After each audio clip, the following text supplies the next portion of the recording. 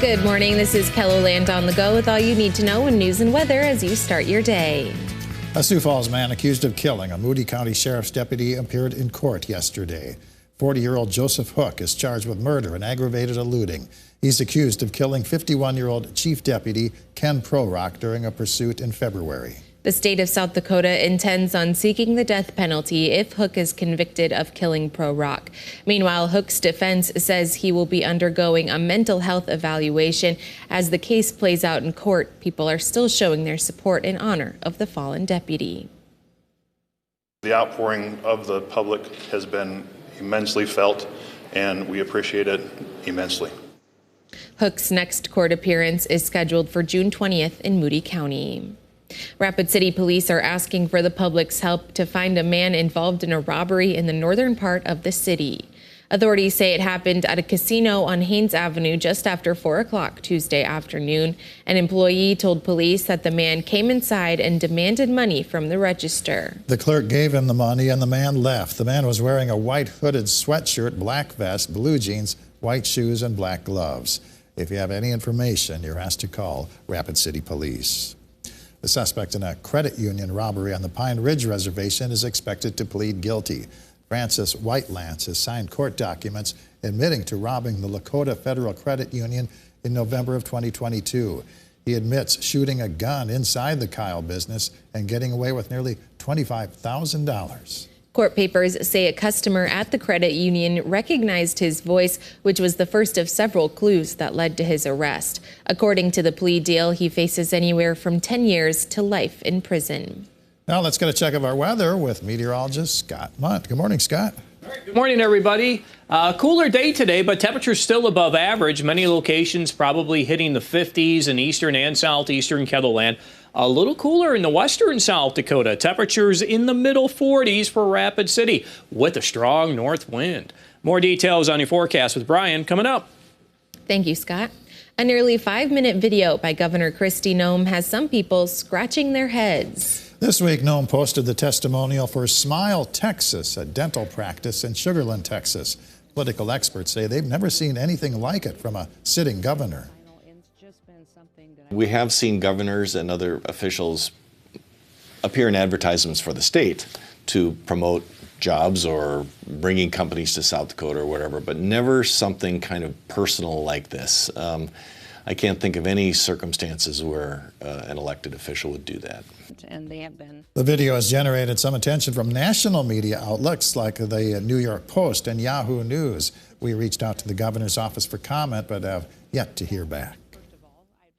4 years ago, Sioux Falls schools switched to online learning due to the pandemic. Teachers would search for creative ways to continue interacting with their students. Landon DeBoer says he remembers the last day of in-person classes at Lincoln High School in Sioux Falls.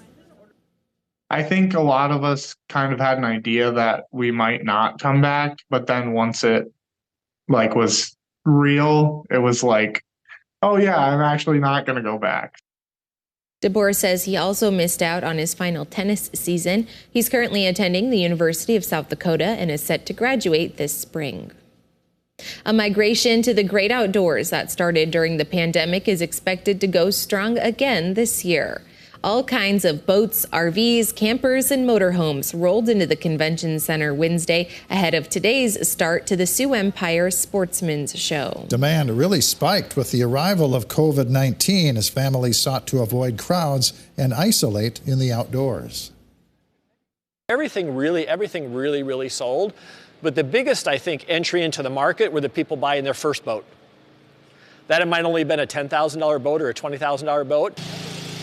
The dealers say many of those first-timers are upgrading to more expensive boats, helping fuel a strong start to the year. Doors open at the Convention Center and Arena at 5 o'clock this afternoon. And that's a look at some of our top stories. Now let's get one last look at your weather with meteorologist Brian Karstens. For today, temperatures in the 50s this afternoon for many East River. Or are we going to get any rain today? Well, as we told you yesterday, a lot of these signals have trended south. That's clearly showing up early this morning. Sure, we can generate a little rain in northwest Iowa. We've been doing that, but I just don't see the support there for anything too widespread today. in most of our coverage area. So as temperatures flirt with 60 in Yankton later this afternoon, I do think north winds will take over today. They'll switch actually tomorrow back to the west, and we'll actually open the door to more sunshine tomorrow. 50-degree weather, not a bad way to wrap up the work week. The weekend, though, will feature a change. There is a cold front, a fairly strong one, coming into the picture on Saturday. We may end up seeing highs early on Saturday in Sioux Falls as a result of that. Let's kind of step through this. First of all, there are your shower areas south of Sioux Falls today. Again, Iowa, kind of the target zone for that. High pressure noses right in, doesn't it?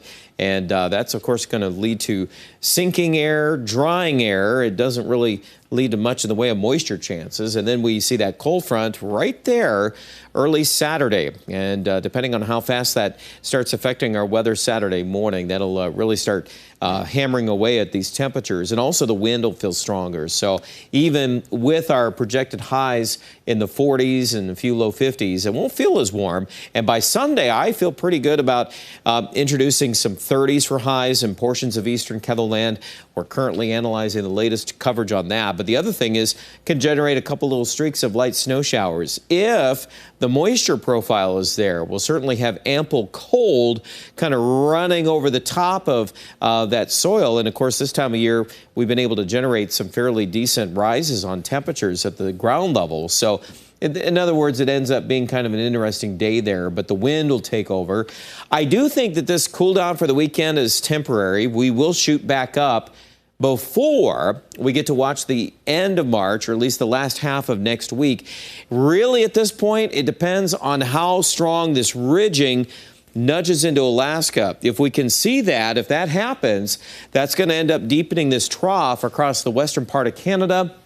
And usually an effect like that will end up energizing some storm tracks in the central U.S.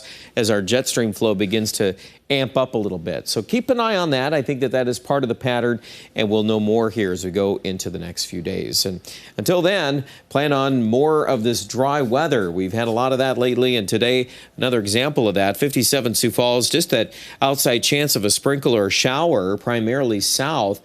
Here's your 7-day forecast, and at this point, we're not really inclined to put much rain in it. 38, though, by Sunday. That's a little colder. Then we get to day 6 and day 7. We should be able to climb right back up into the 50s and near 60-degree temperatures. Aberdeen also will take a dip for the weekend. I'll tell you right now, we're all actually in the process of lowering Aberdeen's Sunday forecast. So that'll be chilly, but it doesn't last long. It's about maybe a 2.5-day run, and then it'll retreat back to the north. And you can already see that amplification of the temperatures in Pierre by days 5, 6, and 7, and 60-degree weather is likely again in Rapid City next week. Back to the same pattern we've seen many, many times this season. Check out more details online at KETHLELAND.com.